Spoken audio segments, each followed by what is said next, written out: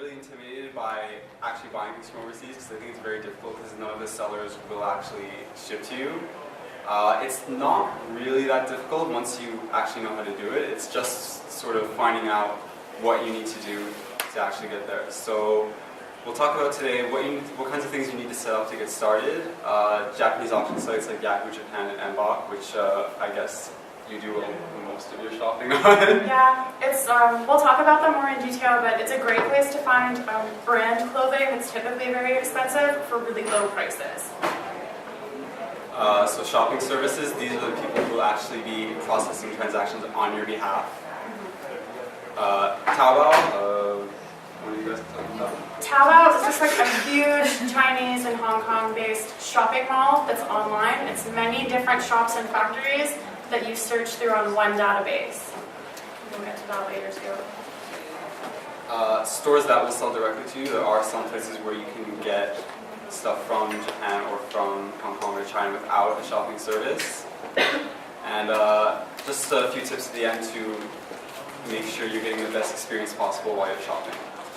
So this is us. We're already here, but so maybe this wasn't necessary. So I'll let you introduce yourself. Hi, my name's Margaret. I dress mostly in suit Lolita, some classic Lolita. I've been here for about 2 years. I do most of my shopping online. I don't think I've ever brought most of my brand new. It's all been used off Mbok or Yahoo Auctions, and I also buy a lot of it off Taobao as well. So I have a lot of experience just doing secondhand shopping online. I'm Stephanie. I mostly wear over-the-top sweet Lolita, which is kind of like Margaret's sweet but more insane. And I have been a Lolita for 3.5 years, and I use personal shopping services a lot, so I'm going to talk more about what they can do for you. I'm Brad. I'm also a sweet Lolita. I've been buying stuff from Japan for over 11 years now. I started with like collectibles. I started buying clothes from Japan about 7 years ago. Oh my god. Mostly interested in independent Japanese menswear designers. Obviously I'm interested in Lolita, which is why I'm here. I also run a community for Japanese fashion called Harajuku. This is just one section of the site where people can post their outfits. Sort of an upgrade to everyone hanging out on LiveJournal and trying to keep up with friends lists and things like that. This is a bit more elegant of a solution. So, okay. This is a panel, so if anyone wants to say anything, just shout, I guess. We have a lot of stuff to say, but we also want to gear everything toward you guys. So if you want to stop us at any point, ask your shopping questions, feel free to do that at any point in the panel. We don't mind if there's stuff that we don't get to. We want to make sure that you're satisfied with what you get out of it. I'm really glad Pedo Bear came to the Lolita. Wow, that's uncomfortable. Okay, so maybe that's getting started. Fire. PayPal. PayPal is the necessary evil of shopping online. It's accepted almost everywhere. Some places only accept credit card, but you can typically get away with by having PayPal shopping through most websites online. And all shopping services pretty much take PayPal as well. You can set up your PayPal to do instant payments, so that means that when you send the money, the other individual gets the money at the exact same time. And the way you do that is by hooking up both a debit card and a credit card to your PayPal account. If you don't do that, if you only have one or the other, your PayPal transactions are not instantaneous. Sometimes there are holds. It's like 2 weeks, and it's frustrating. Your sellers will not want to wait for you. So. No. So having a credit card is pretty necessary. Try to avoid disputes by any means necessary, because especially if you're the seller, you will lose, almost definitely. If you're the buyer, try not to be a jerk about it, because you'll probably win if you file a dispute. We should maybe go back for a second and explain what disputes are. So basically disputes on PayPal, it means that someone is either dissatisfied with the item that they received from a seller or never received that item, and you can start a dispute to basically say to PayPal that you haven't gotten your stuff and you want to figure out what you can do about it to get your money back if you've been kind of like screwed over. And also don't be afraid to actually start a dispute, because I know a lot of people don't want to be like really mean and be like, oh, maybe I'll just wait it out. Like if It was like 30 days. yeah, you I have think. 45. It's 45 days, I think, or 60 days. I think It's 45 days Yeah, to it's- start a dispute. So always make sure that even if you're kind of unsure, start the dispute, and you can always cancel it. Yes. And then if you still don't get a response or you're still not satisfied, you can escalate it to a claim, and that's when you can actually get your Get money your back money or get some sort of compensation. It's a good way to force someone to respond to you if they're ignoring you. Yes. And hopefully you'll never have to deal with the disputes. Yes. So I would hope most people have credit cards, but in case that you don't, you should probably get one. Even if it's a very low limit or even prepaid, you can hook up to PayPal and they can't really tell the difference. Yes, and even if you never use your credit card, just by hooking it up to PayPal, you have so much freedom. So it's good to have one just for that reason. Even if you never plan on, putting stuff on it. And if you deal with Japanese stores directly, my experience is that most of them don't use PayPal. I don't think it's particularly popular there, probably because eBay doesn't exist there, and that's sort of PayPal's window to market entry. So you'll probably need a credit card, or you'll have to deal with a bank transfer, which I'll talk about later. It's the worst thing you'll ever have to do. So Google Chrome is fantastic, especially for shopping from Japan, Hong Kong, China, because it has inline translation. So your stuff can immediately be translated from Japanese into English so that you can shop seamlessly and understand exactly what's going on in auctions and on stores' websites. You almost definitely use this. Definitely use Chrome. Another great thing about Chrome, if you're fighting with other people to get a really popular item online, it has this really cool feature where you can input all of your credit card information and all of your personal information, like your address and stuff, and just by the click of a button, it will autofill all of those forms, the shopping forms online. Stephanie obviously does this all the time. I do this all the time. Okay, so we'll start with Yahoo Auctions. Talk a little about Yahoo Auctions. So Yahoo Auctions is really great. It's a Japanese auction website pretty much, so it's like an eBay where people post items and you bid on them. Another thing is that Japanese auction sites are a little bit different. They're not exactly like Western ones in a couple of different ways. You can't really snipe auctions a lot of the time. They'll do like an auto extend where the auction will continue for another 5 or 10 minutes afterwards. So that kind of makes it difficult as well. And the sellers can also be really picky about who actually bids on their item. You think that they love someone buying their item, but not all the time. Sometimes you have to like introduce yourself. Sometimes they don't sell to foreigners. Or sometimes they'll just cancel your bid, cancel the auction earlier. So it can be a little more frustrating to deal with, but I found in my experiences that on Yahoo Auctions that the items are a lot more cheaper. As you can see here, this is just the main Yahoo Auctions. Pretty Angelic Pretty, yeah. So pretty much all the Lolita stuff is all under Angelic Pretty. If you look up, there you go. If you look up at the top, you see brands. They only have Angelic Pretty, so most people just stick them all there. Pretty much most brands you can get on Yahoo Auctions to varying popularity. Like a lot of time it's Baby and Angelic Pretty, and you can get other stuff as well.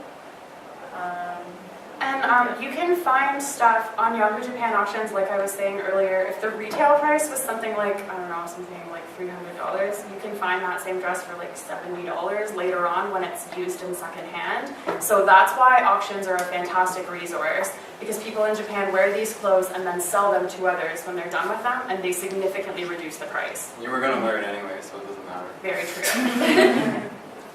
So this is an item page on Yahoo Japan. I don't feel the need to explain this, especially since Chrome has translated it all already. You can see here, early termination, yes, that means they can cancel it whenever they want.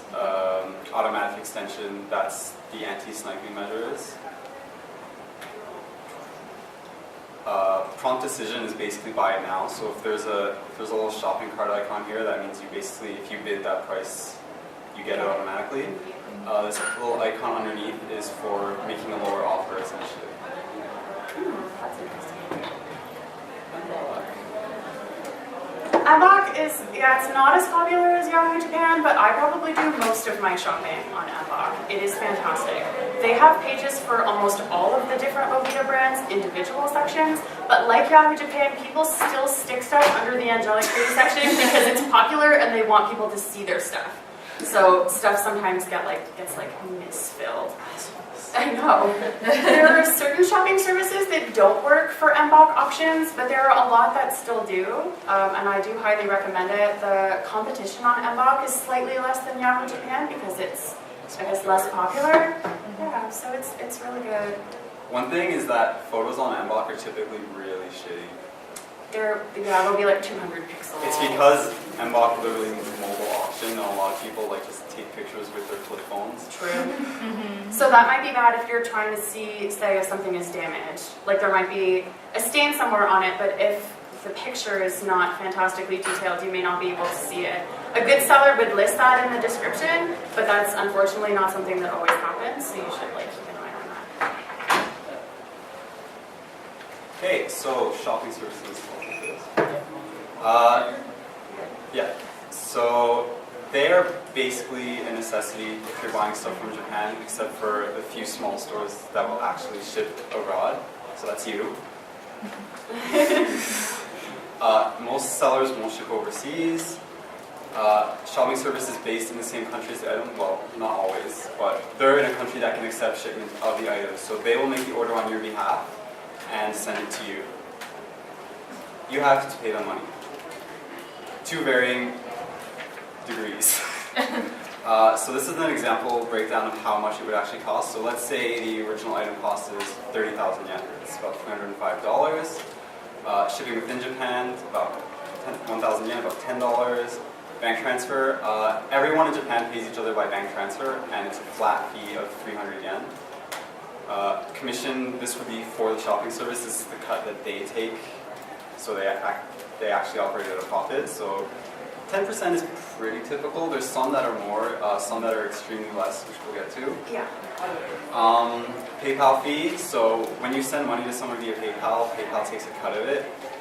This is not allowed by PayPal's terms, but these people don't care. They're going to charge you the fee that they get charged for it. I think that's fair though, That's because fair. they are buying on your behalf. It shouldn't really be their responsibility to cover that PayPal fee, even though sellers are typically responsible. They should just make the commission 15% then. That's true. I won't argue with you. And then shipping to you, this is really tough to guess because it's depending on how big the box is, how much it weighs. So That could be really, it's a really low shipping price, I think, depending. Yeah, I wanted to talk for a second about shipping from Yahoo Japan auctions. Okay, so one time me and my friend Lolita, who's back there, Oh my we God. bought. Exactly what you're talking Do you about. guys know those alpaca plushies that are like 60 centimeters tall and really big? We bought them for 500 yen. That's Oh, this is about the worst $5 story. each.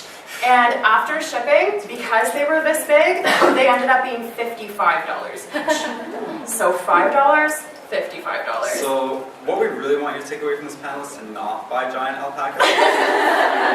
Just go to Japan and win them. Yes, win them in claw machines. But no, that's something that can happen. If your items are really heavy or really big, you're going to need to think about the larger shipping costs that you're going to be responsible for. So make sure that you take that into account while you're buying. Know that the item cost is not all that you're going to have to pay. You're going to have to pay something slightly above that, sometimes significantly above that. So for this example, we started at 305, 30,000 yen, and that's the end cost. Right. So it adds about $100. That's a lot. This is not the best case scenario. It could be a lot cheaper than that. It could be a lot worse if you buy an alpaca. So, Yeah, are we going to talk about personal next? Yeah. Okay, I'll so, use sure, yeah. So there's two basic types of shopping services. We'll start with personal. Yes, so personal shopping services. This is what I typically use to buy my stuff. They are so useful.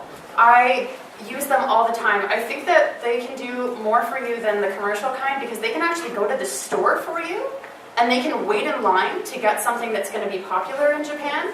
And they can call shops to ask if things are in stock in other parts of Japan and get those items transferred to their location.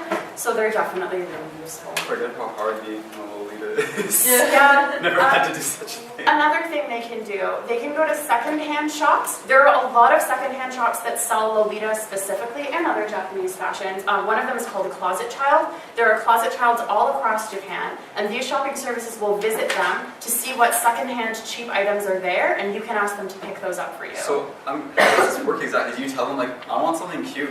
You just give go them get your it. wish list. You give them, I'm interested in these dresses, this, and this, something that looks like this. If they find it, they will pick it up for you. If you have said 100% that you are committed to buy it, depending on the price. Committed to buy this thing that you've never seen?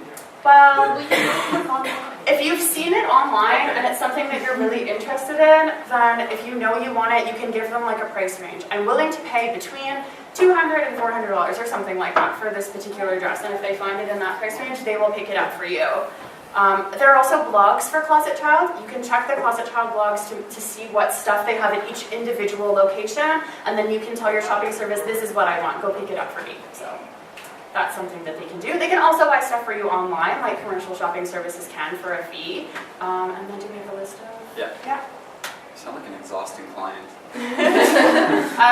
I have experience with 2 of these people, not all of them. Chibi Tenchi is my go-to person for everything that I buy Lolita-wise. She's fantastic. She's based in Sendai, Japan, meaning that her competition is not as great as shopping services that are based in Tokyo, which is fantastic. Her fee is 5%, which is very low. I find that incredibly low, actually, for a shopping service. And then I just listed a few others.